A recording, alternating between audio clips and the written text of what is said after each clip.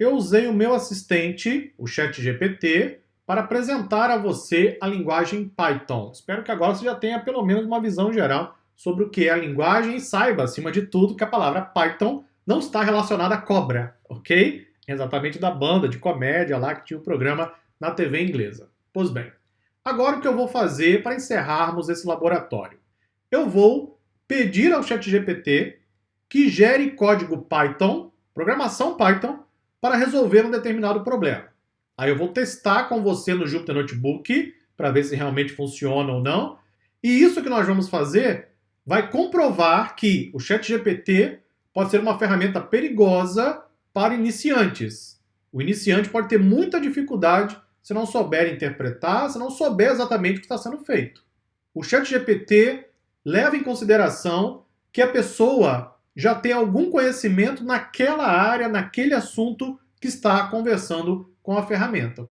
Aliás, eu acho, inclusive, que a OpenAI deveria colocar essa mensagem de maneira bem clara. Porque um iniciante que não é capaz de interpretar, não entende o que está acontecendo, vai acabar ficando até perdido e vai deixar de usar a ferramenta, o que é absolutamente natural.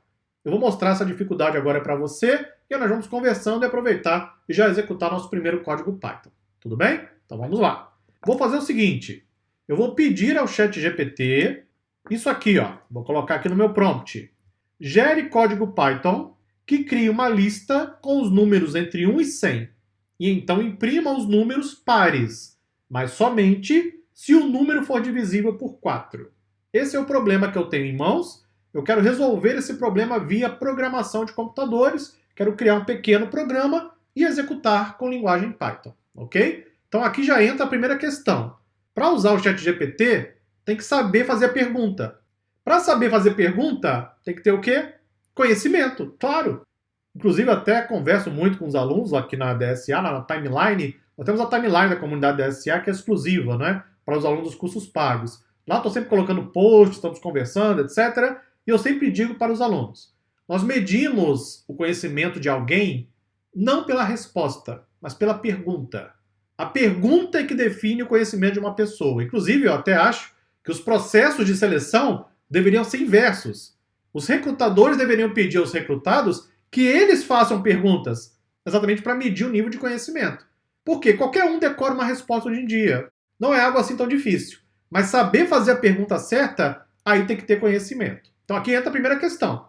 Saber perguntar ao sistema de IA. Eu quero gerar um código Python que vai criar uma lista com os números entre 1 e 100 e então imprimir os números pares, mas somente se o número for divisível por 4. Esse é o problema. Vamos ver como o ChatGPT nos ajuda a resolver. Pressiona Enter. Ele então vai providenciar para você um pequeno trecho de código, talvez gere 2 trechos. Vamos verificar. Aqui está o exemplo de código Python que cria uma lista com os números de 1 a 100 e imprime somente números pares que são divisíveis por 4. Então ele está primeiro criando a lista Python, criou um loop for, colocou o condicional e depois o print. Agora ele vai explicar o código. Está explicando como ele criou, ok? Veja que primeiro criou a lista usando a função range. Eu vou explicar tudo isso para você já na sequência. Depois usou o condicional if, usou o módulo, perfeito, que é o resto da divisão. E então na sequência o print. Esse código irá imprimir somente os números pares que são divisíveis entre 4 e 100. Aí eu pergunto para você, observe o código. Por que 1 a 101? Eu pedi de 1 a 100. Por que veio de 1 a 101? Veja que ele explica que criou a lista números, função range de 1 a 101. Mas se eu pedir de 1 a 100, por que 101? Tem uma explicação para isso que eu vou já trazer no próximo vídeo. O iniciante talvez não consiga essa interpretação. Então veja como aquilo que eu venho dizendo nas aulas é exatamente o que nós temos observado no dia a dia. O ChatGPT será muito bem usado, explorado, se você tiver conhecimento sobre aquela área. Se estiver aprendendo ainda, tome muito cuidado. Use com supervisão ou então adquira o conhecimento e depois use a ferramenta. Mas vamos continuar. Depois disso tem um loop, que eu vou explicar já na sequência. Aí ele faz um condicional com if, e aí eu tenho número, %2, por que o sinal de igual 2 vezes? Então, se não conhece a sintaxe da linguagem Python, não faz ideia por que o sinal de igual aparece 2 vezes. É que a igualdade em Python é o sinal de igual 2 vezes. O sinal de igual apenas uma vez é a atribuição, como aparece aqui em cima em números. que eu vou explicar para você ao longo dos capítulos. Por que o percent? Ele explica aqui embaixo. Usando o operador módulo percent e comparando com o número zero. Tá, mas por quê? O que é isso exatamente? O percent em Python é um módulo que é o resto da divisão. Se um número dividido por 2 tiver o resto igual a zero, ele é o quê? É número par.